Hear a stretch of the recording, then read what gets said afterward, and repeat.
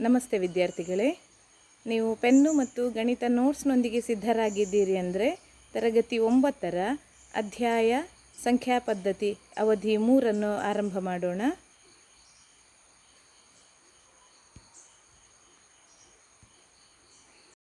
ಇಲ್ಲಿ ನೀಡಿರುವ ಹೇಳಿಕೆಗಳು ಸರಿಯೇ ತಪ್ಪೇ ತಿಳಿಸಿ.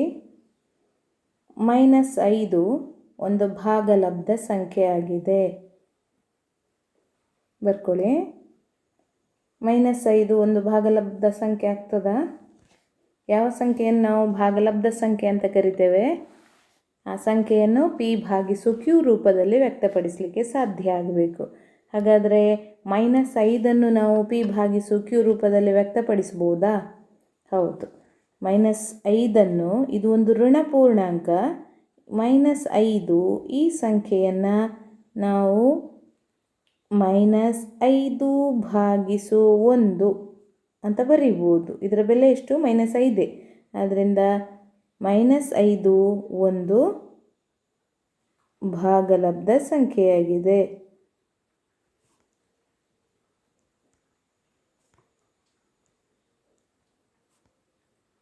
ಅಂದರೆ ಈ ಹೇಳಿಕೆ ಸರಿ.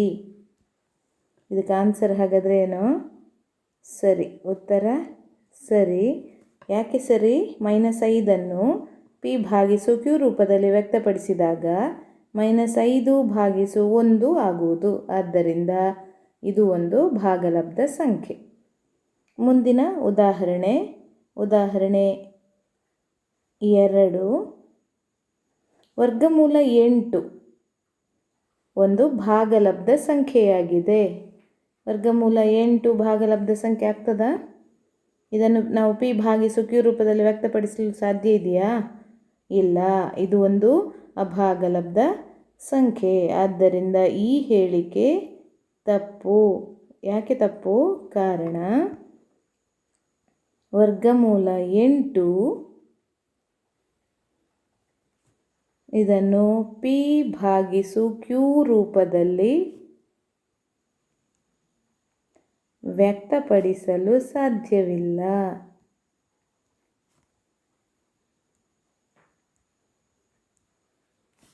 ಅಸಾಧ್ಯ. ಅಂದರೆ ಇದೇನಾಯ್ತು ಈಗ? ಅಭಾಗಲಬ್ಧ ಸಂಖ್ಯೆ. ಇಷ್ಟು ಬರೆದ್ರೆ ಸಾಕು. ವರ್ಗಮೂಲ 8 p/q ರೂಪದಲ್ಲಿ ವ್ಯಕ್ತಪಡಿಸಲು ಅಸಾಧ್ಯ. ಆದ್ದರಿಂದ ವರ್ಗಮೂಲ 8 ಭಾಗಲಬ್ಧ ಸಂಖ್ಯೆ ಅಲ್ಲ. ಹಾಗಾದರೆ ಇನ್ನೇನಾಗಿದೆ ವರ್ಗಮೂಲ 8? ಅದು ತಿಳ್ಕೊಳ್ಬೇಕು. ವರ್ಗಮೂಲ 8 ಎಂಬುದು ಒಂದು ಅಭಾಗಲಬ್ಧ ಸಂಖ್ಯೆಯಾಗಿದೆ. ಅರ್ಥ ಆಯ್ತಲ್ಲ? ನೆಕ್ಸ್ಟ್ 3ನೇ ಪ್ರಶ್ನೆ. ವರ್ಗಮೂಲ 16 ಒಂದು ಸ್ವಾಭಾವಿಕ ಸಂಖ್ಯೆಯಾಗಿದೆ. ಸ್ವಾಭಾವಿಕ ಸಂಖ್ಯೆ ಅಂದರೆ ಏನು? ವ್ಯಾಖ್ಯಾನವನ್ನು ನೆನಪಿಸಿ. 1ರಿಂದ ಆರಂಭವಾಗುವ ಎಲ್ಲ ಎಣಿಕೆ ಸಂಖ್ಯೆಗಳನ್ನು ಸ್ವಾಭಾವಿಕ ಸಂಖ್ಯೆ ಅಂತ ಹೇಳ್ತೇವೆ. ಹಾಗಾದರೆ ವರ್ಗಮೂಲ 16 ಒಂದು ಸ್ವಾಭಾವಿಕ ಸಂಖ್ಯೆಯೇ? ನೆನಪಿಡಿ, ಯಾವಾಗಲೂ ವರ್ಗಮೂಲ ಚಿಹ್ನೆ ನೋಡಿ. ಮೇಲಿನ ಉದಾಹರಣೆಯಲ್ಲಿ ವರ್ಗಮೂಲ 8 ಒಂದು ಭಾಗಲಬ್ಧ ಸಂಖ್ಯೆಯ ಕೇಳುವಾಗ ತಪ್ಪು ಅಂತ ಹೇಳಿದ್ದೇವೆ. ಅದು ಅಭಾಗಲಬ್ಧ ಸಂಖ್ಯೆ ಅಂತೇಳಿ ಅಂತ ಹೇಳಿದರೆ ಇಲ್ಲಿ ವರ್ಗಮೂಲ ಚಿಹ್ನೆ ಬಂದಿದೆ ಹೇಳಿಯಾ? ಇದನ್ನು ನಾವು ಅಭಾಗಲಬ್ಧ ಸಂಖ್ಯೆ ಹೇಳೋದು. ಪ್ರತಿ ಎಲ್ಲ ಸಂದರ್ಭದಲ್ಲಿ ವರ್ಗಮೂಲ ಚಿಹ್ನೆ ಇದ್ದಾಗ ಆ ಸಂಖ್ಯೆಯು ಅಭಾಗಲಬ್ಧ ಸಂಖ್ಯೆ ಎನ್ನುವುದು ತಪ್ಪು. ಮೇಲಿನ ಉದಾಹರಣೆಗೆ ಅದು ಸರಿ ಹೊಂದಿದೆ. ವರ್ಗಮೂಲ 8 ಒಂದು ಅಭಾಗಲಬ್ಧ ಸಂಖ್ಯೆ ಸರಿ. ಆದರೆ ಇಲ್ಲಿ ವರ್ಗಮೂಲ 16 ಅನ್ನುವುದು ಇದು ಭಾಗಲಬ್ಧ ಸಂಖ್ಯೆ ಆಗ್ತದೆ. ಅಂದರೆ ಅದು ಅಭಾಗಲಬ್ಧ ಸಂಖ್ಯೆ ಅಲ್ಲ. ನಾನು ಇದನ್ನು ಬರಿತೇನೆ ನೋಡಿಲ್ಲಿ. ವರ್ಗಮೂಲ 16 ಹೇಗೆ ಬರಿಬೋದು ನಾವು? ಸಂಕ್ಷೇಪಿಸುವ. ವರ್ಗಮೂಲ 16 ಅಂದರೆ ವರ್ಗಮೂಲ ಚಿಹ್ನೆಯ ಒಳಗೆ 16 ನಾನು ಹೀಗೆ ಬರಿಬೋದಾ? 16 ಅಂತ ಹೇಳಿದರೆ ಏನು? ವರ್ಗಮೂಲ 16ರ ಬೆಲೆ ನಮ್ಗೆ ಗೊತ್ತಿದೆ. ವರ್ಗಮೂಲ 16 ಅಂದರೆ ವರ್ಗಮೂಲ 4 ಸ್ಕ್ವೇರ್. ಅಂದರೆ ವರ್ಗಮೂಲ ಹೊಡೆದೋಗ್ತದೆ. ಅಂದರೆ ಆನ್ಸರ್ ಏನು? 4. ವರ್ಗಮೂಲ 16 ಅಂದರೆ ನೇರವಾಗಿ ಹೇಳ್ಬೋದು. ವರ್ಗಮೂಲ 16 ಅಂದರೆ 4. ಈ ಪ್ರಕ್ರಿಯೆಯನ್ನು ತೋರಿಸುವುದು ಬೇಕಾಗಿಲ್ಲ. ನಿಮಗೆ ನೇರವಾಗಿ ಉತ್ತರಿಸ್ಲಿಕ್ಕೆ ಗೊತ್ತಿದ್ದರೆ ವರ್ಗಮೂಲ 16 = 4 ಅಂತ ಬರಿಬೋದು ನೀವು. ಈಗ ಈ 4 ವರ್ಗಮೂಲ ಚಿಹ್ನೆಯನ್ನು ಹೊಂದಿದೆಯಾ? 4 ಅನ್ನೋದಕ್ಕೆ ವರ್ಗಮೂಲ ಚಿಹ್ನೆ ಇದೆಯಾ ಇಲ್ಲಿ? ಇಲ್ಲ. ಅಂದರೆ ವರ್ಗಮೂಲ ಚಿಹ್ನೆ ಇಲ್ಲದೇ ಇದ್ದಾಗ ಆ ಸಂಖ್ಯೆ ಮತ್ತೆ ನೋಡಿ ಸ್ವಾಭಾವಿಕ ಸಂಖ್ಯೆ ಆಗ್ಬೋದಾ? ಭಾಗಲಬ್ಧ ಸಂಖ್ಯೆ ಹೌದು. 4 ನಾನು 4/1 ಅಂತ ಬರಿಬೋದು P/Q ರೂಪದಲ್ಲಿ. ಇಲ್ಲಿ ಕೇಳಿರುವ ಪ್ರಶ್ನೆ ಏನು ಅಂತ ಹೇಳಿದರೆ ವರ್ಗಮೂಲ 16 ಒಂದು ಸ್ವಾಭಾವಿಕ ಸಂಖ್ಯೆಯಾ? ವರ್ಗಮೂಲ 16 ಸಂಕ್ಷೇಪಿಸಿದ್ದೇವೆ, ಅದು 4 ಅಂತಾಗಿದೆ. ಆದ್ದರಿಂದ 4 ಅನ್ನುವುದೇನು ಸ್ವಾಭಾವಿಕ ಸಂಖ್ಯೆ. ಆದ್ದರಿಂದ ಈ ಹೇಳಿಕೆ ಸರಿ, ಮೇಲಿನ ಹೇಳಿಕೆ ಸರಿ. ಕಾರಣ 4 ಒಂದು ಭಾಗಲಬ್ಧ ಸ್ವಾಭಾವಿಕ ಸಂಖ್ಯೆಯಾಗಿದೆ. ಅರ್ಥ ಆಯ್ತಾ ಇದು? ಎಸ್. ನೆಕ್ಸ್ಟ್ ಮುಂದಕ್ಕೆ ಹೋಗುವ. ಮುಂದಿನ ಪ್ರಶ್ನೆ -3.2525 ಡ್ಯಾಶ್ ಡ್ಯಾಶ್ ಹಾಕಿದೆ. ಅದರ ಅರ್ಥ ಮತ್ತೆ ಮುಂದುವರಿತದೆ. ಅದು 252525 ಹೀಗೆ ಮುಂದುವರಿತದೆ. ಇದು ಒಂದು ಪೂರ್ಣಾಂಕವಾಗಿದೆ ಅನ್ನೋದು ಹೇಳಿಕೆ.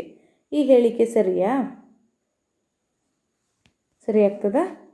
ನೋಡಿ ಮಕ್ಕಳೇ, ಯಾವುದೇ ಸಂಖ್ಯೆಯನ್ನು, ಇದು ಉದಾಹರಣೆ 4, -3.2525 ಡ್ಯಾಶ್ ಡ್ಯಾಶ್ ಡ್ಯಾಶ್ ಅಂತ ಹೇಳಿದರೆ ಇದೊಂದು ಆವರ್ತಗೊಳ್ಳುವ ದಶಮಾಂಶ ಸಂಖ್ಯೆಯಾಗಿದೆ ಅಲ್ವಾ? ಆವರ್ತಗೊಳ್ಳುವ ದಶಮಾಂಶ ಸಂಖ್ಯೆ, ಅದು ಪೂರ್ಣಾಂಕ ಆಗಲು ಸಾಧ್ಯವೇ? ಇಲ್ಲ. ಆದ್ದರಿಂದ ಅಲ್ಲಿ ಪೂರ್ಣಾಂಕ ಆಗಬೇಕಾದ್ರೆ 0 ಮತ್ತು ಎಲ್ಲ ಧನ ಮತ್ತು ಋಣ ಪೂರ್ಣ ಸಂಖ್ಯೆಗಳು ಇರಬೇಕು. ಧನ ಸಂಖ್ಯೆಗಳು ಅಂದರೆ ಯಾವುದು? +or-1, +or-2, ಹೀಗೆ ಪೂರ್ಣ ಸಂಖ್ಯೆಗಳೇ ಬರಬೇಕು. ಆದರೆ ಇಲ್ಲಿ ದಶಮಾಂಶ ಸಂಖ್ಯೆ ಬಂದಿರುವ ಕಾರಣ ಇದು ಹೇಳಿಕೆ ತಪ್ಪಾಗಿದೆ. ಆದ್ದರಿಂದ ಈ ಹೇಳಿಕೆ ತಪ್ಪು. ನಮ್ಮ ಉತ್ತರವನ್ನು ನಮಗೆ ಸರಿಯಾ ತಪ್ಪ ಅಂಥೇಳಿ ಹೇಳಲಿಕ್ಕೆ ಬರಬೇಕು. -3.2525 ಇದು ಪೂರ್ಣಾಂಕ ಯಾಕೆ ಅಲ್ಲ? ಇದು ಆವರ್ತಗೊಳ್ಳುವ ದಶಮಾಂಶ ಸಂಖ್ಯೆ. ಕಾರಣ ಇದು ಆವರ್ತಗೊಳ್ಳುವ ದಶಮಾಂಶ ಸಂಖ್ಯೆ. ಎಲ್ಲಿ ಬರ್ತದೆ ಆವರ್ತಗೊಳ್ಳುವ ದಶಮಾಂಶ ಸಂಖ್ಯೆ? ಎಲ್ಲಿ ಬರುವುದು? ಕೇವಲ ಭಾಗಲಬ್ಧ ಸಂಖ್ಯಾಗಣದಲ್ಲಿ ಮಾತ್ರ ಆವರ್ತಗೊಳ್ಳುವ ದಶಮಾಂಶ ಸಂಖ್ಯೆ. ಆದ್ದರಿಂದ ಇದು ಏನಾಗಿದೆ? ಇದು ಭಾಗಲಬ್ಧ ಸಂಖ್ಯೆಯಾಗಿದೆ. ಇದು ಗೊತ್ತಿರಲಿ. ಅವರು ಕೇಳಿರುವುದು ಅಲ್ಲಿ ಹೇಳಿಕೆ ಸರಿಯಾ ತಪ್ಪ ಅಂತ ಮಾತ್ರ. ಆದರೆ ಮುಂದೆ ಬರೆದಿರುವುದು ನಾವು ಸಮರ್ಥನೆ ಅದರದ್ದು. ಯಾಕೆ ಅದು ತಪ್ಪು ಹೇಳಿದರೆ ಇದು ಆವರ್ತಗೊಳ್ಳುವ ದಶಮಾಂಶ ಸಂಖ್ಯೆ, ಹಾಗಾಗಿ ಇದು ಭಾಗಲಬ್ಧ ಸಂಖ್ಯೆ ಆಗ್ತದೆ, ಪೂರ್ಣಾಂಕ ಅಲ್ಲ. ನೆಕ್ಸ್ಟ್ ಮುಂದಕ್ಕೆ ಹೋಗುವ. ಪ್ರಶ್ನೆ ಸಂಖ್ಯೆ 5 ಬರ್ಕೊಳ್ಳಿ. 2.4344344443 ಡ್ಯಾಶ್ ಡ್ಯಾಶ್ ಡ್ಯಾಶ್ ಮುಂದುವರಿತದೆ. ಅದು 444443 ಪುನಃ 4444 5 ಸರ್ತಿ 4 ಬರೆದು 3 ಹೀಗೆ ಮುಂದುವರಿತದೆ. ಅವ್ರು ಹೇಳೋದು ಇದು ಒಂದು ಭಾಗಲಬ್ಧ ಸಂಖ್ಯೆಯಾಗಿದೆ ಅಂಥೇಳಿ. ಹೌದಾ? ನಮ್ಗೆ ಗೊತ್ತಿದೆ ಭಾಗಲಬ್ಧ ಸಂಖ್ಯೆಯ ವ್ಯಾಖ್ಯಾನ P/Q ರೂಪದಲ್ಲಿ ವ್ಯಕ್ತಪಡಿಸ್ಲಿಕ್ಕಾಗಬೇಕು. ಜೊತೆಗೆ ಅದರ ದಾಶಮಿಕ ವಿಸ್ತರಣೆಯು ಅಂತ್ಯಗೊಳ್ಳಬೇಕು ಅಥವಾ ಆವರ್ತಗೊಳ್ಳಬೇಕು. ಇದೀಗ ಆವರ್ತಗೊಳ್ತದಾ?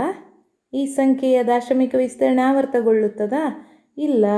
ಆದ್ದರಿಂದ ಈ ಹೇಳಿಕೆ ಮತ್ತೆ ತಪ್ಪು. ಈ ಹೇಳಿಕೆ ತಪ್ಪು. ಕಾರಣ ಇದು ಅಂತ್ಯಗೊಳ್ಳದ, ಯಾಕೆ ಅಂತ ಹೇಳಿದರೆ ಅಂತ್ಯಗೊಳ್ಳದ ಅಥವಾ ಯಾವುದು ಆವರ್ತಗೊಳ್ಳದ ದಾಶಮಿಕ ವಿಸ್ತರಣೆಯನ್ನು ಹೊಂದಿರುವ ಸಂಖ್ಯೆ. ಇದು ದಾಶಮಿಕ ವಿಸ್ತರಣೆಯನ್ನು ಹೊಂದಿರುವ ಸಂಖ್ಯೆ. ಇದು ಎಲ್ಲಿ ಬರ್ತದೆ ಹಾಗಾದರೆ? ಅಭಾಗಲಬ್ಧ ಸಂಖ್ಯಾಗಣದಲ್ಲಿ ಮಾತ್ರ. ಆದ್ದರಿಂದ ಇದು ಅಭಾಗಲಬ್ಧ ಸಂಖ್ಯೆ.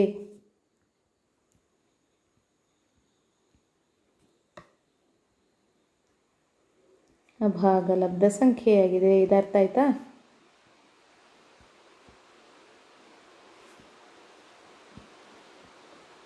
ಎಸ್.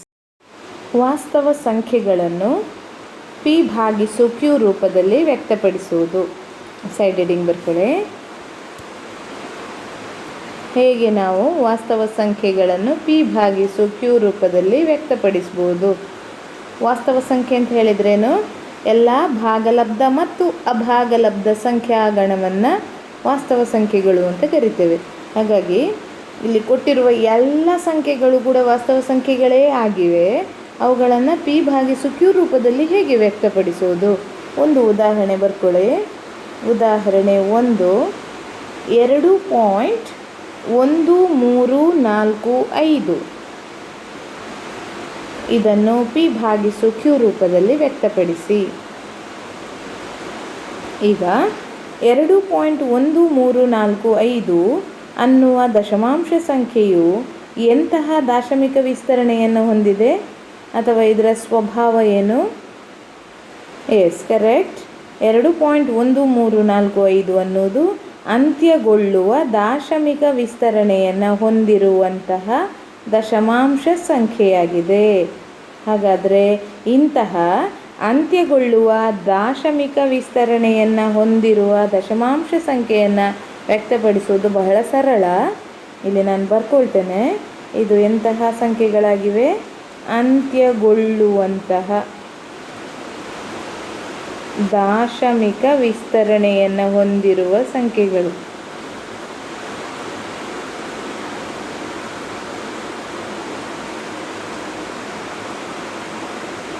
ಇಂತಹ ಸಂದರ್ಭದಲ್ಲಿ ಅಂತ್ಯಗೊಳ್ಳುವ ದಾಶಮಿಕ ವಿಸ್ತರಣೆಯನ್ನು ಹೊಂದಿದ್ದರೆ ಅದನ್ನು ಪಿ ಭಾಗಿಸು ಕ್ಯೂ ರೂಪದಲ್ಲಿ ವ್ಯಕ್ತಪಡಿಸುವುದು ತುಂಬ ಸುಲಭ.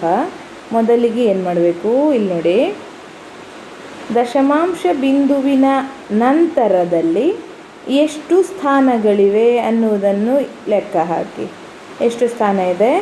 1, 2, 3, 4 ಸ್ಥಾನಗಳು ಇವೆ. ಆದ್ದರಿಂದ ಮೊದಲಿಗೆ 4 0 ಇರುವ ಸಂಖ್ಯೆಯನ್ನು ನಾವು ಛೇದದಲ್ಲಿ ಬರ್ಕೊಳ್ಬೇಕು. ಯಾವುದದು 4 0 ಇರುವ ಸಂಖ್ಯೆ ಅಂತ ಹೇಳಿದರೆ ಒಂದನ್ನು ಎದುರಿಗೆ ಸೇರಿಸಲೇಬೇಕು. ಅಂದರೆ ಏನಾಯಿತು? 10,000. 10,000 ಅಂತ ಫಸ್ಟಿಗೆ ಬರ್ಕೊಳ್ಳಿ. ಅರ್ಥ ಆಯ್ತಲ್ಲ ಇದು ಹೇಗೆ ಅಂತೇಳಿ? ಮೊದಲೇನು ಮಾಡಬೇಕು? ದಶಮಾಂಶ ಸಂಖ್ಯೆಯ ಬಿಂದುವಿನ ನಂತರದಲ್ಲಿ ಬರುವ ಅಂಕೆಗಳು ಎಷ್ಟು ಇವೆ ಅನ್ನುವುದನ್ನು ಲೆಕ್ಕ ಹಾಕಿ 4 ಅಂಕೆ 4 0 ಇರುವ ಸಂಖ್ಯೆಯನ್ನು ಛೇದದಲ್ಲಿ ಬರ್ಕೊಳ್ಳೋದು. ಆಮೇಲೆ ದಶಮಾಂಶ ಬಿಂದು ಇಲ್ಲ ಅಂತ ಭಾವಿಸಿ ಇದನ್ನು ಓದಿ. ಈಗ ಇದು ಪಾಯಿಂಟ್ ಇಲ್ಲ ಇಲ್ಲಿ, ಈಗ ಓದಿ ಈ ನಂಬರನ್ನು. ಏನಾಯಿತು? Yes, correct. 21,345. ಅರ್ಥ ಆಯ್ತಾ? ಪಾಯಿಂಟನ್ನು ಇಲ್ಲದೆ ಓದೋದು.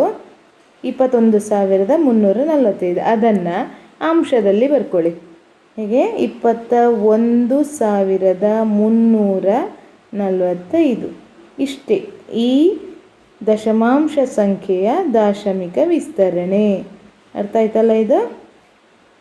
ಇನ್ನೊಂದು ಸರಳ ಉದಾಹರಣೆ ನೋಡಿ. ಈಗ ನೀವು 0.5 ಹೇಗೆ ಬರೀತೀರಿ? ಭಿನ್ನರಾಶಿ ರೂಪದಲ್ಲಿ ಅಥವಾ ಪಿ ಭಾಗಿಸು ಕ್ಯೂ ರೂಪದಲ್ಲಿ ಇದೇ ನಿಯಮವನ್ನು ಅನ್ವಯ ಮಾಡೋದು ನೀವು ಅಲ್ವಾ? ನೋಡಿ, ಪಾಯಿಂಟ್ ಆದ ನಂತರ ಎಷ್ಟು ಸ್ಥಾನ ಇದೆ? 1, ಸರಿಯಲ್ಲ? 1 0 ಇರುವ ಸಂಖ್ಯೆಯನ್ನು ಛೇದದಲ್ಲಿ ಬರೆಯುವುದು. ಅಂದರೆ 10 ಛೇದದಲ್ಲಿ ಬರೀತೀರಿ.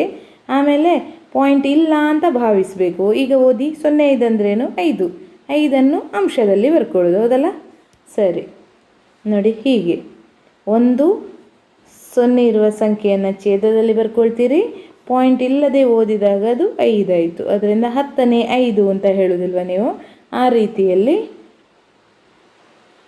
ಯಾವುದೇ ಅಂತ್ಯಗೊಳ್ಳುವ ದಾಶಮಿಕ ವಿಸ್ತರಣೆಯನ್ನು ಹೊಂದಿರುವ ಸಂಖ್ಯೆಯನ್ನು ಪಿ ಭಾಗಿಸು ಕ್ಯೂ ರೂಪದಲ್ಲಿ ವ್ಯಕ್ತಪಡಿಸ್ತೇವೆ. ನೆಕ್ಸ್ಟ್ ಮುಂದಕ್ಕೆ ಹೋಗುವ. ಇನ್ನೊಂದು ಉದಾಹರಣೆಯನ್ನು ನೋಡುವ. 0.573 ಪಿ ಭಾಗಿಸು ಕ್ಯೂ ರೂಪದಲ್ಲಿ ವ್ಯಕ್ತಪಡಿಸಿ. ನೀವು ನನಗೆ ಕಾಯಬೇಕು ಅಂತಿಲ್ಲ, ನೀವೇ ಮಾಡ್ತಾ ಹೋಗ್ಬೋದು ಈ ಲೆಕ್ಕವನ್ನು. ನೋಡಿ ಯಾರು ಫಾಸ್ಟಾಗಿ ಮಾಡ್ತೀರಿ ಅಂತೇಳಿ. ಎಸ್, ಕೆಲವರ ಉತ್ತರ ಆಯಿತು ಅಂತ ಭಾವಿಸ್ತೇನೆ. ಏನು ಬಂದಿದೆ ಆನ್ಸರ್? 0.573. ನಿಮ್ಮದಾದರೆ ಪೆನ್ ಕೆಳಗಿಡಿ. Answer yes, correct. ದಶಮಾಂಶ ಬಿಂದುವಿನ ನಂತರ ಎಷ್ಟು ಸ್ಥಾನಗಳು ಇವೆ ಅಷ್ಟು 0 ಇರುವ ಸಂಖ್ಯೆಯನ್ನು ಛೇದದಲ್ಲಿ ಬರಿತೀರಿ. ಅಂದರೆ ಎಷ್ಟು ಬರಿಬೇಕು? 3 ಸ್ಥಾನ ಇರೋದ್ರಿಂದ 3 0 ಇರುವ ಸಂಖ್ಯೆ 1000 ಬರ್ದ್ರಿ. ಪಾಯಿಂಟ್ ಇಲ್ಲದೆ ಓದಿ ಇದನ್ನು. ಇವಾಗ ಪಾಯಿಂಟ್ ಇಲ್ಲದೆ ಓದಿದರೆ ಏನಾಯಿತು ಹೇಳಿ? ಎಸ್, ಇಲ್ಲಿ ಪಾಯಿಂಟ್ ಇಲ್ಲ. 0573 ಅಂದ್ರೇನು? 573 ಅಂಶದಲ್ಲಿ 573 ಬರೆದಿರಬೇಕು ನೀವು ಅಲ್ವಾ? ಎಸ್, ಉತ್ತರ ಸರಿಯಾಗಿದ್ದರೆ ನಿಮಗೆ 1 ಅಂಕ ಅಂದರೆ 0.573 ಸಮ 1573 ಆಯಿತು. ಇಂತಹ ಸರಳ ಲೆಕ್ಕಗಳನ್ನು ನೀವು ಇನ್ನಷ್ಟು ಮಾಡ್ಬೋದು ಅಭ್ಯಾಸದಲ್ಲಿರುವುದನ್ನು ಕೂಡ. ನಂತರದಲ್ಲಿ ಈಗ ಆವರ್ತಗೊಳ್ಳುವ ದಶಮಾಂಶ ಸಂಖ್ಯೆಯನ್ನು ಕೊಟ್ಟರೆ ನೀವು ಅದನ್ನು ಹೇಗೆ P/Q ರೂಪದಲ್ಲಿ ವ್ಯಕ್ತಪಡಿಸ್ತೀರಾ? ಯೋಚನೆ ಮಾಡಿ. ಹೇಗೆ P/Q ರೂಪದಲ್ಲಿ ವ್ಯಕ್ತಪಡಿಸ್ಬೋದು? ಈ ಹಿಂದೆ ಮಾಡಿರುವ ಲೆಕ್ಕದಲ್ಲಿ ಯಾವುದೇ ಸಂಖ್ಯೆ ಕೂಡ ನೋಡಿ 0.4 ಇದು ಅಂತ್ಯಗೊಂಡಿದೆ, ಹಾಗಾಗಿ ಕಷ್ಟ ಏನಿಲ್ಲ ನಿಮಗೆ. ನೀವು ಇದನ್ನು ಹೇಗೆ ಬರೆದ್ರಿ? 10⁴ ಅಂತ ಬರೆದ್ರಲ್ಲ, ಹಾಗೆಯೇ ಈ ಸಂಖ್ಯೆಯನ್ನು ಇಲ್ಲಿ ಕೊಟ್ಟಿರುವಂಥ ದಶಮಾಂಶ ಸಂಖ್ಯೆ ಕ್ವಶನ್ ನಂಬರ್ 1 ಇದು 0.3333 .. ಇದನ್ನು ಹೇಗೆ ಬರಿಬೋದು? 0.3333 ಹೀಗೂ ಬರಿಬೋದಲ್ಲ. 0.3 ಬಾರ್ ಮೇಲಿಂದ ಒಂದು ಗೀಟು ಅಲ್ವಾ? 0.3 ಬಾರ್ ಅಂತ ಬರಿಬೋದು. ಇದನ್ನು ಹೇಗೆ ಬರಿತೀರಾ ಈಗ P/Q ರೂಪದಲ್ಲಿ? ಇದು ಮೊದಲು ಬರೆದ ಹಾಗೆ ನಿಮಗೆ ಸಾಧ್ಯ ಇದೆಯಾ ಬರೀಲಿಕ್ಕೆ? ಇಲ್ಲ ಅಲ್ವಾ? ಹಾಗಾದರೆ ಇದನ್ನು ಅವಶ್ಯವಾಗಿ ಗಮನಿಸ್ತಾ ಹೋಗಿ ಮಕ್ಕಳೇ. ಇಲ್ಲಿ ಈ ಸಂಖ್ಯೆಯನ್ನು P/Q ರೂಪದಲ್ಲಿ ವ್ಯಕ್ತಪಡಿಸುವಾಗ ಮೊದಲಿಗೆ ದತ್ತ ಸಂಖ್ಯೆಯನ್ನು, ಅಲ್ಲಿ ಕೊಟ್ಟಿರುವಂಥ ಸಂಖ್ಯೆ ಇದೆಯಲ್ಲ ಅದನ್ನು ಫಸ್ಟ್ ಬರ್ಕೊಳ್ಳುವ. ಎಕ್ಸ್ ಅಂತ ತಗೊಳ್ಬೇಕು. ದತ್ತ ಸಂಖ್ಯೆಯನ್ನು ಎಕ್ಸ್ ಅಂತ ಕರೆಯುವ. ಅಂದರೆ ಎಕ್ಸ್ ಸಮ ಯಾವುದು? 0.333. ನಾನು ಎಷ್ಟು ಬಾರಿ ಬೇಕಾದರೂ ಬರಿಬೋದು, ಸಮಯ ಇದ್ದರೆ. ಇಷ್ಟಕ್ಕೆ ನಿಲ್ಲಿಸ್ತೇನೆ ನಾನು. 0.3333 ಆಗಿರಲಿ. ಈಗ ಇಲ್ಲಿ ಎಷ್ಟು ಅಂಕೆಗಳು ಪುನರಾವರ್ತನೆಗೊಂಡಿದೆ? ಒಂದೇ ಒಂದು ಅಂಕೆ ಅಲ್ವಾ? 3 ಅನ್ನುವ ಒಂದು ಅಂಕೆ ಮತ್ತೆ ಮತ್ತೆ ಬಂದಿದೆ. ಇಲ್ಲಿ 3 ಪುನರಾವರ್ತನೆ ಆಗಿದೆ.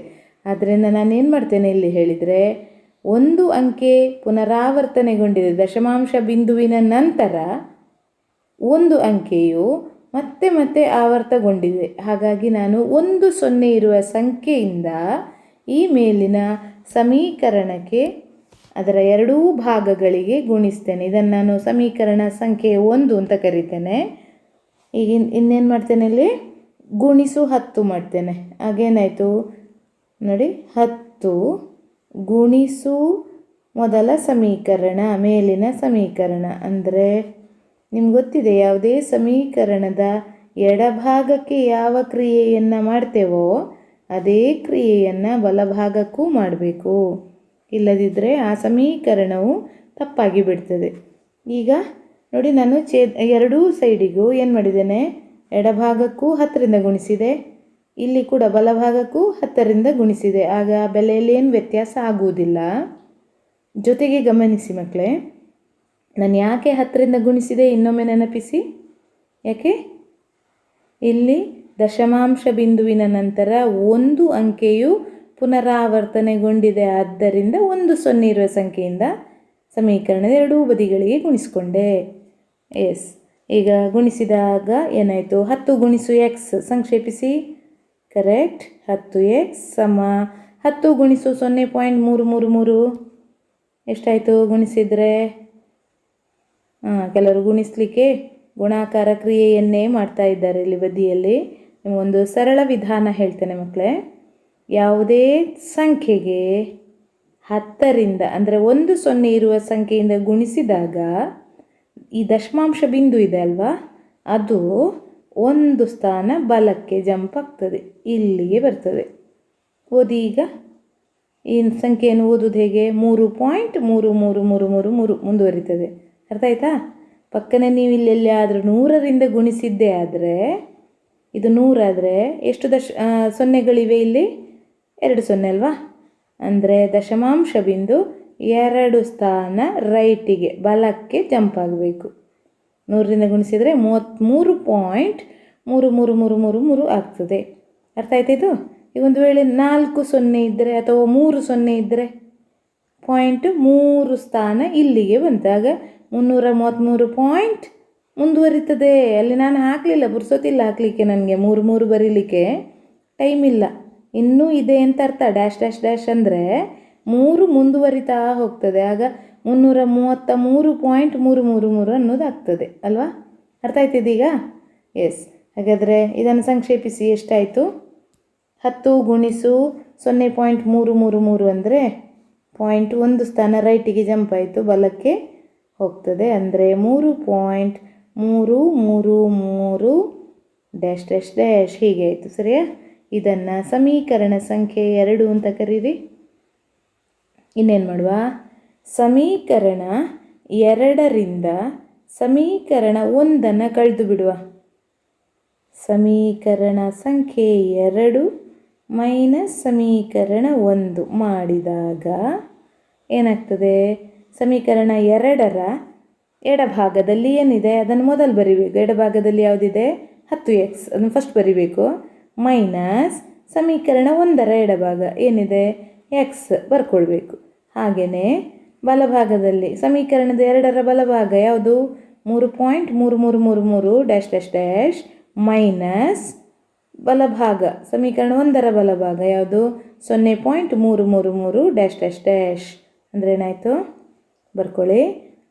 ಸಮೀಕರಣ 2ರ ಎಡಭಾಗ 10x ಮೈನಸ್, ಸರಿಯಲ್ಲ, ಸಮೀಕರಣ 1ರ ಎಡಭಾಗ x ಸಮ, ಈಗ ಹೇಳಿ, ಸಮೀಕರಣ 2ರ ಬಲಭಾಗ 3.333 ಡ್ಯಾಶ್ ಡ್ಯಾಶ್ ಡ್ಯಾಶ್ ಮೈನಸ್ ಸಮೀಕರಣ 1ರ ಬಲಭಾಗ 0.333 ಡ್ಯಾಶ್ ಡ್ಯಾಶ್ ಡ್ಯಾಶ್. ಸರಿಯಾ? ಸಮ ಎಷ್ಟಾಗ್ತದೆ? ಮುಂದುವರಿಸಿ. 10xಯಿಂದ 1x ಕಳೆದ್ರೆ ಎಷ್ಟು? 10x ಮೈನಸ್ ಎಕ್ಸ್ ಅಂದರೆ 10 ಅಲ್ಲ ಆನ್ಸರು. ಇಲ್ಲಿ ಎಕ್ಸ್ನ ಅರ್ಥ ಸಹಾಪವರ್ತನ, ಸಹಗುಣಕ 1 ಉಂಟು ಅಂತ ಅರ್ಥ. ಇಲ್ಲಿ 1 ಬರ್ದಿದೆ ಅಂತ ಅರ್ಥ. ಗೊತ್ತಾಯ್ತಾ? 10xಯಿಂದ 1x ತೆಗೀರಿ, ಎಷ್ಟಾಯಿತು? Correct, 9x. ಇದು 9x ಸಮ, ಇವಾಗ ಇದನ್ನು ಕಳಿಬೇಕಲ್ಲ ನಾವು. ಯಾವುದನ್ನು ಕಳಿಬೇಕು? ನಾನು ಇಲ್ಲಿ ಬರಿತೇನೆ. ಕಳಿಬೇಕಾದದ್ದು 3.333 ಡ್ಯಾಶ್ ಡ್ಯಾಶ್ ಡ್ಯಾಶ್ ಮೈನಸ್, ಇಲ್ಲಿ ಬರಿತೇನೆ ನಾನು ಮೈನಸ್ ಅಂಥೇಳಿ, ಮೈನಸ್ ಯಾವುದು? 0 ಪಾಯಿಂಟ್, ನೋಡಿ ಪಾಯಿಂಟ್ನ ಕೆಳಗೆ ಪಾಯಿಂಟ್ ಬರಬೇಕು. 333 ಕಳೀರಿ, ಎಷ್ಟು ಬಂತು? 3ರಿಂದ 3 ಕಳೆದ್ರೆ 0, 3ರಿಂದ 3 ಕಳೆದ್ರೆ 0, 3ರಿಂದ 3 ಕಳೆದ್ರೆ 0, 3ರಿಂದ 0 ಕಳೆದ್ರೆ 3. ಏನು ಆನ್ಸರ್ ಬಂತು? 3 ಪಾಯಿಂಟ್. ಕರೆಕ್ಟ್. 000 ಅನ್ನೋದನ್ನು ಓದಬೇಕಾಗಿಲ್ಲ. ದಶಮಾಂಶ ಬಿಂದುವಿನ ನಂತರ 0 ಇದ್ದರೆ ಆಗ ಅದನ್ನು ನಾವು ಬರೀ ಪೂರ್ಣಾಂಕ ಮಾತ್ರ ಹೇಳ್ತೇವೆ, ಅಂದರೆ 3. ಸರಿಯಾ? 9x ಸಮ 3. ನನಗೆ ಬೇಕಾದದ್ದು x, ಹೌದಲ್ಲ? ನಾವಿಲ್ಲಿ ತಗೊಂಡದ್ದು x ಅಂದರೆ ಯಾವುದು? ದತ್ತ ದತ್ತ ದಶಮಾಂಶ ಸಂಖ್ಯೆ 0.3333 ಡ್ಯಾಶ್ ಡ್ಯಾಶ್ ಡ್ಯಾಶ್ ಅಲ್ವಾ? ಅದರ ಬೆಲೆ ಬೇಕು ನನಗೆ. ಹಾಗಾದರೆ ಅದು ಯಾವುದು? ಎಕ್ಸ್ ಅಲ್ವಾ? ಇಲ್ಲಿದೆ ಎಕ್ಸನ್ನು ಮಾತ್ರ ಈ ಸೈಡ್ ಇಡಿ. ಆಗ ಇಲ್ಲಿ 9 ಇದೆಯಲ್ಲ ಒಟ್ಟಿಗೆ, ಅದು ಹೇಗಿದೆ? ಎಕ್ಸಿನೊಂದಿಗೆ 9 ಹೇಗೆ ಜೋಡಣೆಯಾಗಿದೆ?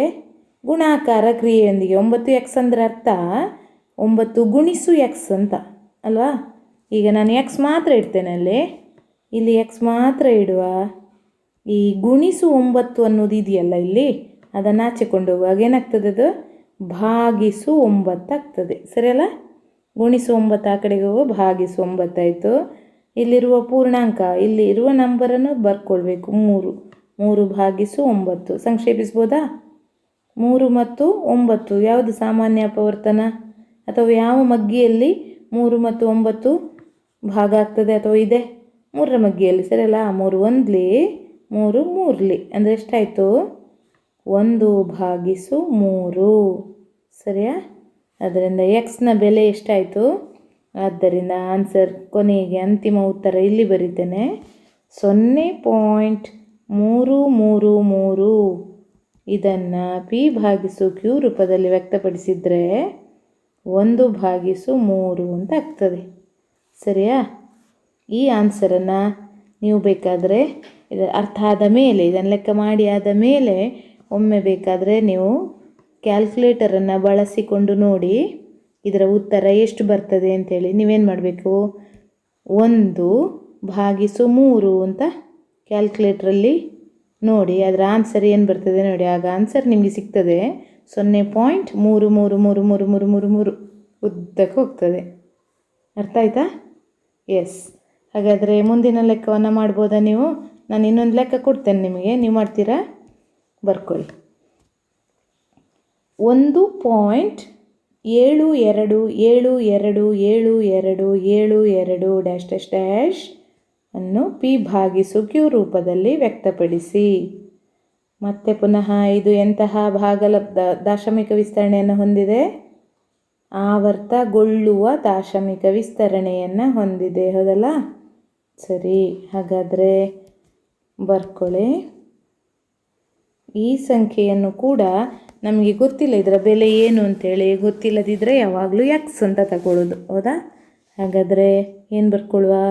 ಎಕ್ಸ್ ಸಮ 1.727272 ಇದು ಮುಂದುವರಿತದೆ. ಡ್ಯಾಶ್ ಡ್ಯಾಶ್ ಹಾಕಿಬಿಡಿ ಸಾಕು. ಸಮೀಕರಣ 1 ಅಂತ ಕರೀರಿ. ಆಮೇಲೆ ಆಗ ಹೇಗೆ ಮಾಡಿದೆವು ಅದೇ ಥರ ಮಾಡಿ. ದಶಮಾಂಶ ಬಿಂದುವಿನ ನಂತರ ಯಾವೆಲ್ಲ ಅಂಕೆಗಳು ಪುನರಾವರ್ತನೆಯಾಗಿದೆ, ರಿಪೀಟ್ ಆಗಿದೆ? ಯಾವೆಲ್ಲ ಅಂಕೆಗಳು ಪುನರಾವರ್ತನೆಯಾಗಿದೆ? 7 ಮತ್ತು 2. ಹೌದಲ್ಲ? 7 2 7 2 ಅಲ್ವಾ? ಡ್ಯಾಶ್ ಡ್ಯಾಶ್ ಡ್ಯಾಶ್ ಅಂದರೆ 2 ಅಂಕೆಗಳು ಪುನರಾವರ್ತನೆಯಾಗಿದೆ. ಹೌದಾ? ಹಿಂದಿನ ಲೆಕ್ಕದಲ್ಲಿ 1 ಅಂಕೆ ಮಾತ್ರ ಪುನರಾವರ್ತನೆ ಆಗಿತ್ತು, 3 ಅಲ್ವಾ? ಹಾಗಾಗಿ ನಾವು 1 0 ಇರುವ ಸಂಖ್ಯೆಯಿಂದ ಎಡಕ್ಕೂ ಬಲಕ್ಕೂ ಗುಣಿಸ್ಕೊಂಡೆವು. ಸಮೀಕರಣದ ಎಡಬಲಕ್ಕೆ 1 0 ಇರುವ ಸಂಖ್ಯೆಯಿಂದ ಗುಣಿಸ್ಕೊಂಡೆವು. ಇಲ್ಲಿ ರಿಪೀಟ್ ಆದ ಅಂಕೆಗಳು 2, ಹಾಗಾಗಿ 2 0 ಇರುವ ಸಂಖ್ಯೆಯಿಂದ ಸಮೀಕರಣದ ಎಡಕ್ಕೂ ಬಲಕ್ಕೂ ಗುಣಿಸ್ಕೊಳ್ಬೇಕು. ಗುಣಿಸಿ ಮಕ್ಕಳೇ. ಆಗ 100, ಹೌದಲ್ಲ? 2 0 ಇರುವ ಸಂಖ್ಯೆ ಅಂದರೆ 100 ಗುಣಿಸು ಎಕ್ಸ್ ಸಮ ಇಲ್ಲೇನಾಯಿತು 100 ಗುಣಿಸು 1.7272 ಮುಂದುವರಿಸಿ ಡ್ಯಾಶ್ ಡ್ಯಾಶ್ ಡ್ಯಾಶ್ ಆಯಿತು. ಸಂಕ್ಷೇಪಿಸಿ 100 ಗುಣಿಸು ಎಕ್ಸ್ ಅಂದರೆ 100x ಸಮ 100 ಗುಣಿಸು 1.7272 ಡ್ಯಾಶ್ ಡ್ಯಾಶ್ ಡ್ಯಾಶ್ ಏನಾಗ್ತದೆ ನೋಡಿ. ಮತ್ತೆ ಪುನಃ ಆಗ ಹೇಳಿದ್ದನ್ನು ನೆನಪಿಸ್ಕೊಳ್ಳಿ. 2 0 ಇರುವ ಸಂಖ್ಯೆಯಿಂದ ಗುಣಿಸಿದೆ ಅಂದರೆ 2 0 ಇದ್ದರೆ ದಶಮಾಂಶ ಬಿಂದು ಎಷ್ಟು ಸ್ಥಾನ ಬಲಕ್ಕೆ ಜಂಪ್ ಆಗಬೇಕು? 2 ಸ್ಥಾನ. ಸರಿ ಆಯಿತು. 1 2 ಇಲ್ಲಿ ಬಂತು. ಓದಿ ಈಗ ಈ ನಂಬರನ್ನು ಓದಿ ಪಾಯಿಂಟ್ ಇಲ್ಲದೆ. ಎಸ್, ಎಷ್ಟಾಯಿತು? 172.727272. ಹೌದಾ? ಬರೀವ 172.7272 ಎಷ್ಟು ಬಾರಿ ಬೇಕಾದರೂ 72 ಪುನರಾವರ್ತಿಸ್ಬೋದು. ಇಷ್ಟು ಸಾಕು. ಸರಿಯಾ? ಈಗ ಪುನಃ ನೀವೇನು ಮಾಡಬೇಕೀಗ? ಎರಡನೇ ಸಮೀಕರಣದಿಂದ 1ನೇ ಸಮೀಕರಣವನ್ನು ಕಳೆದು ಬಿಡಿ. ಏನಾಯಿತು?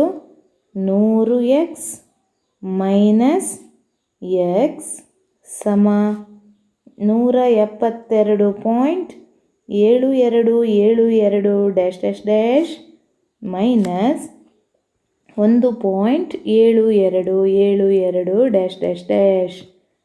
ಸರಿ, ಸಂಕ್ಷೇಪಿಸಿ. 100x ಇಂದ 1x ತೆಗೆದ್ರೆ 99x ಸಮ ಇದನ್ನು ಕಳೀರಿ 172.7272 ಮೈನಸ್ 1.7272 ಡ್ಯಾಶ್ ಡ್ಯಾಶ್ ಬಿಟ್ಟಿದ್ದೇನೆ ನಾನು. ಏನಾಯಿತು? ಪಾಯಿಂಟ್ನ ನಂತರ ಎಲ್ಲ 7272 ಸಾಮಾನ್ಯವಾಗಿದೆ. ಹೌದಾ? ದಶಮಾಂಶ ಬಿಂದುವಿನ ನಂತರ ಇಲ್ಲೂ ಸೇಮ್ ಇಲ್ಲೂ ಸೇಮ್ ಇದೆ, ಹಾಗಾಗಿ ಅದು 0 ಅಂತ ಆಯ್ತಲ್ವಾ? ಸರಿಯಲ್ಲ? ಆಮೇಲೆ ಪೂರ್ಣಾಂಕ ಇಲ್ಲಿ 172, ಇಲ್ಲಿ -1 ಕಳೀರಿ. 172ರಿಂದ 1 ಎಷ್ಟಾಯಿತು? 171. ಹಾಗಾದ್ರೆ ನೇರವಾಗಿ ಬರೀವನ 71.000 ಅದನ್ನು ನಾನು ಬಿಟ್ಟಿದ್ದೇನೆ ಇಲ್ಲಿ. ಇದರ ನಂತರ 00 ಹಾಕಿದ್ರು ಒಂದೇ ಬಿಟ್ಟರು ಒಂದೇ. ಇಲ್ಲಿ ನೋಡಿ 000 ಹಾಕ್ಬೋದು ಅಥವಾ ಬಿಡ್ಬೋದು, ಏನು ವ್ಯತ್ಯಾಸ ಆಗೋದಿಲ್ಲ. ನಾನು ಇಲ್ಲಿ ಬಿಟ್ಟಿದ್ದೇನೆ 171. ಇದು ಕ್ಲಿಯರ್ ಆಯಿತಾ ನಿಮಗೆ? 171.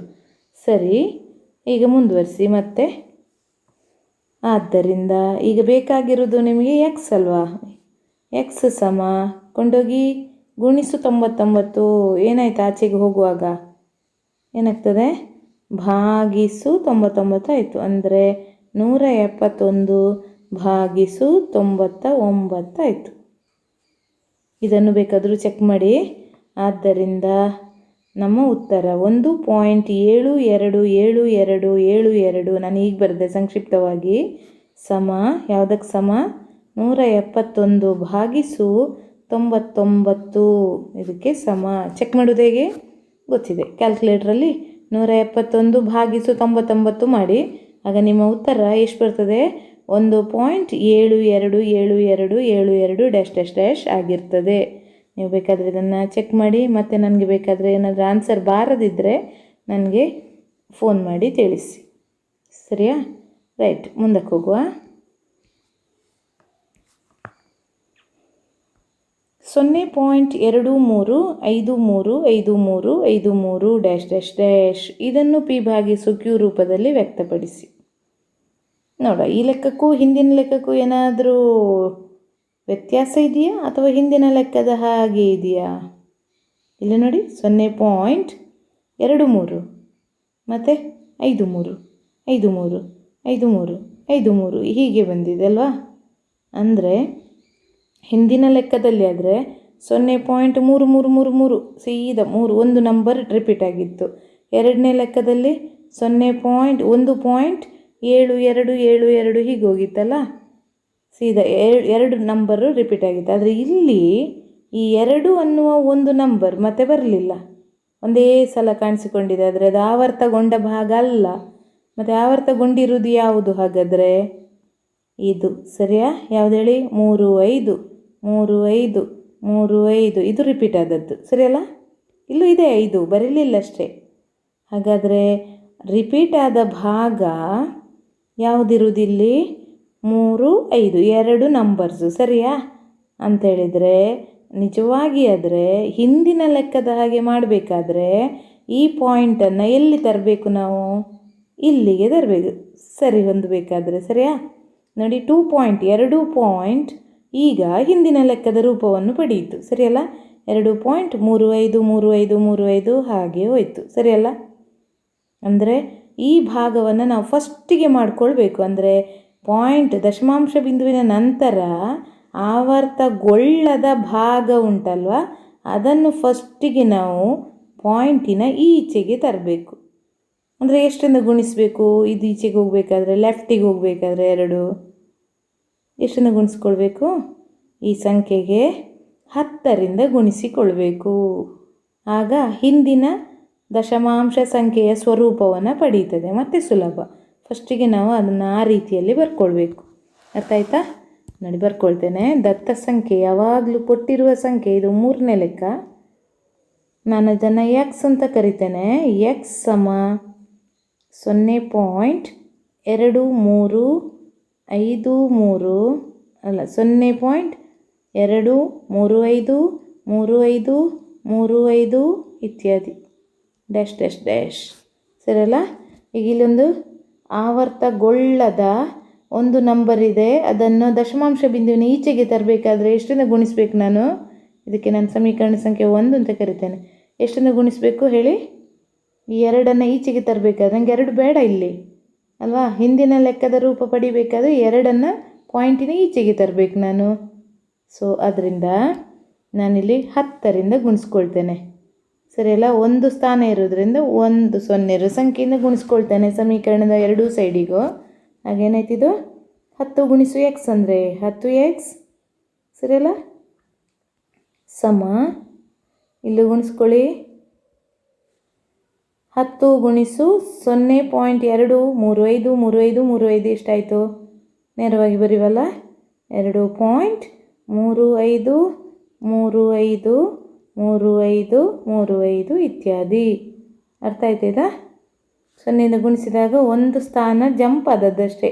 0 ಇರುವ ಸಂಖ್ಯೆಯಿಂದ ಅಂದರೆ 10ರಿಂದ ಗುಣಿಸಿದರೆ ಪಾಯಿಂಟ್ ಇಲ್ಲಿ ಬಂತು, ಅದನ್ನೇ ಬರೆದಿರೋದು ನಾನು. 2.35 ಇತ್ಯಾದಿ. ಅದೇ ಸಮೀಕರಣ 2. ಈಗ ಹಿಂದಿನ ಲೆಕ್ಕದ ಹಾಗೆಯೇ ಮಾಡ್ತಾ ಹೋಗಿ. ಈಗ ನೀವು ಇದನ್ನು 10x ಅನ್ನು ಓದಲಿಕ್ಕೆ ಹೋಗಬೇಡಿ, ಇಲ್ಲಿ ಬರೆದಿರುವ 10x ಅನ್ನು ನೋಡ್ಲಿಕ್ಕೆ ಹೋಗಬೇಡಿ, ಇಲ್ಲಿ ಮಾತ್ರ ನೋಡಿ. 2.35 ಇದೆಯಲ್ಲ, ಈಗ ಆವರ್ತಗೊಳ್ಳುವ ಭಾಗ ಯಾವುದು ದಶಮಾಂಶ ಬಿಂದುವಿನ ನಂತರದಲ್ಲಿ? ಇದು ಸರಿಯಾ? ಎಷ್ಟು ಸ್ಥಾನ ಇದೆ? 2 ಅಂಕಿ ರಿಪೀಟ್ ಆಗ್ತದೆ. ಅಂದರೆ ಎಷ್ಟರಿಂದ ಗುಣಿಸಬೇಕು? 2 ಸಂಖ್ಯೆಗಳು ರಿಪೀಟ್ ಆಗ್ತವೆ ಅಂದರೆ 2 0 ಇರುವ ಸಂಖ್ಯೆಯಿಂದ ಗುಣಿಸ್ಕೊಳ್ಬೇಕು, ಸರಿಯಲ್ಲ? ಅಂದರೆ 2 0 ಇರುವ ಸಂಖ್ಯೆ ಯಾವುದು?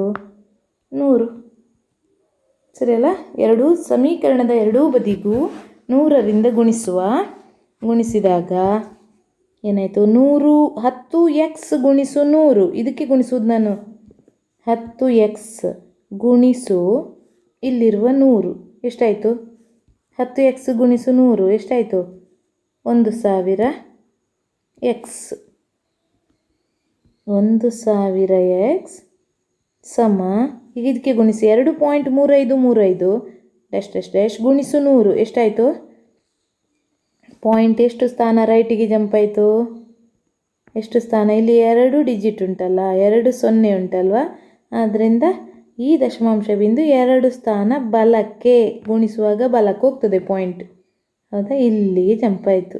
ಈಗ ಓದಿದ್ದನ್ನು ಎಷ್ಟಾಯಿತು? ಕರೆಕ್ಟ್. 235.35 ಡ್ಯಾಶ್ ಬರೀತೇನೆ. 235.35 ಡ್ಯಾಶ್ ಇದೀಗ ಸಮೀಕರಣ ಸಂಖ್ಯೆ 3 ಆಗಿರಲಿ, ಆಯಿತಾ?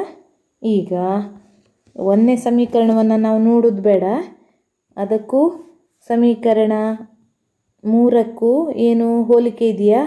ಇಲ್ಲ. ಯಾಕಂತ ಹೇಳಿದರೆ ಇಲ್ಲೊಂದು ಆವರ್ತಗೊಳ್ಳದೇ ಇರುವ ಭಾಗ ಇತ್ತಲ್ಲ, ಇದು ನಮಗೆ ಸಮಸ್ಯೆ ಆದದ್ದು. ಹಾಗಾಗಿ ನೀವು ಸಮೀಕರಣ 1 ನೋಡ್ಲಿಕ್ಕೆ ಹೋಗ್ಬಿಡಿ, ಸಮೀಕರಣ 2 ಮತ್ತು 3 ಮಾತ್ರ ನೋಡಿ. ಪಾಯಿಂಟಿನ ದಶಮಾಂಶ ಬಿಂದುವಿನ ಬಲಭಾಗದಲ್ಲಿರುವ ಸಂಖ್ಯೆ ಈಕ್ವಲ್ ಇರಬೇಕು. ಆ ಭಾಗಗಳು ಉಂಟಲ್ಲ, ದಶಮಾಂಶ ಬಿಂದುವಿನ ಬಲಕ್ಕಿರುವ ಭಾಗ, ಇಲ್ಲಿ ಕೂಡ ಬಲಕ್ಕಿರುವ ಭಾಗ ಸಮ ಇರಬೇಕು. ಸೇಮ್ ಇದ್ದರೆ ಕಳೆಯುವಾಗ ಅದು ಕ್ಯಾನ್ಸಲ್ ಆಗಿ 0 ಆಗ್ತದೆ ನೋಡಿ, ಸರಿಯಲ್ಲ? ಇದರಿಂದ 3535 ಡ್ಯಾಶ್ 3535 ಡ್ಯಾಶ್ 0 ಆಯ್ತಲ್ವಾ? ಹಾಗಾಗಿ ಸಮೀಕರಣ 3 ಮೈನಸ್ ಸಮೀಕರಣ 2 ಮಾಡ್ಕೊಳ್ಬೇಕು ನಾವು, ಗೊತ್ತಾಯ್ತಾ? ಇಲ್ಲಿ ಸಮೀಕರಣ 1 ನೀವು ಯಾವುದೇ ಕಾರಣಕ್ಕೆ ಇಲ್ಲಿ ಕಳೀಲಿಕ್ಕಿಲ್ಲ. ಸಮೀಕರಣ 3 ಮೈನಸ್ 2 ಮಾಡೋದು. ಎಷ್ಟಾಯಿತು? ಸಮೀಕರಣ 3ರ ಎಡಭಾಗ 1000x ಮೈನಸ್ ಸಮೀಕರಣ 2ರ ಎಡಭಾಗ 10x ಸಮ 3ರ ಬಲಭಾಗ 235.3535 ಮೈನಸ್ ಡ್ಯಾಶ್ ಮೈನಸ್ ಸಮೀಕರಣ 2ರ ಬಲಭಾಗ 2.3535 ಡ್ಯಾಶ್ ಹೇಳಿ ಸಂಕ್ಷೇಪಿಸಿ. ಎಷ್ಟು ಬರ್ತದೆ ಇಲ್ಲಿ? 1000x ಇಂದ 10x ಕಳೆದ್ರೆ 990x ಆಯಿತು. ಇಲ್ಲಿ ನೋಡಿ, ದಶಮಾಂಶ ಬಿಂದುವಿನ ಬಲಕ್ಕೆ 3535 ಡ್ಯಾಶ್ ಇಲ್ಲಿ ಸಹ 3535 ಡ್ಯಾಶ್ ಅದು ಕಳೆದಾಗ 0 ಆಯಿತು, ಸರಿಯಾ? ಈಚೆ ಇಲ್ಲಿ 235 ಪೂರ್ಣಾಂಕ 235 ಮೈನಸ್ ಇಲ್ಲಿ 2, 235ರಿಂದ 2 ತೆಗೀರಿ, 233 ಆಯಿತು. ನೇರವಾಗಿ ಆನ್ಸರ್ ಬರೀವನ? ಸರಿ. ಹಾಗಂದರೆ 1000 ಮೈನಸ್ 10x ಅಂದರೆ ಎಷ್ಟಾಯಿತು? 1000ದಿಂದ 10 ತೆಗೆದ್ರೆ 990x ಸಮ ಇದೆಷ್ಟಾಯಿತು? 235ರಿಂದ 2 ತೆಗೆಯುವ 233.000 ಬರೆಯುವ ಅಗತ್ಯ ಇಲ್ಲ, ಬಿಟ್ಟೆ ನಾನು ಅದನ್ನು. 0.00 ಬರೆಯೋದು ಬೇಡ. ಆದ್ದರಿಂದ ಬೇಕಾಗಿರೋದು x. ನಮಗೆ x ಸಮ ಗೊತ್ತು, 990 ಗುಣಿಸು 990 ಇದು ಆಚೆ ಕಳಿಸಿ, ಭಾಗಿಸು 990 ಆಯಿತು. ಇಲ್ಲಿ ಅಂಶದಲ್ಲಿ ಆ ನಂಬರನ್ನೇ ಬರೀರಿ, 233. ಅದರಿಂದ x ಅಂದರೆ ಎಷ್ಟಾಯಿತು? 233 ಭಾಗಿಸು 990. ಸಂಕ್ಷೇಪಿಸ್ಬೋದು ಬೇಕಾದರೆ, ಸಾಮಾನ್ಯ 3ರಿಂದ ಭಾಗ ಆಗ್ತದೆ ಇದು? ಇಲ್ಲ. ಹಾಗೆ ಇಟ್ಟುಬಿಡಿ ಸಾಕು. ಸಂಕ್ಷಿಪ್ತ ರೂಪದಲ್ಲಿ ಬರೀಲಿಕ್ಕೆ ಆಗದಿದ್ದರೆ ಹಾಗೆ ಇಡಿ. ಆದರೆ ಈ ಎಕ್ಸ್ ಅನ್ನೋದು ಏನು?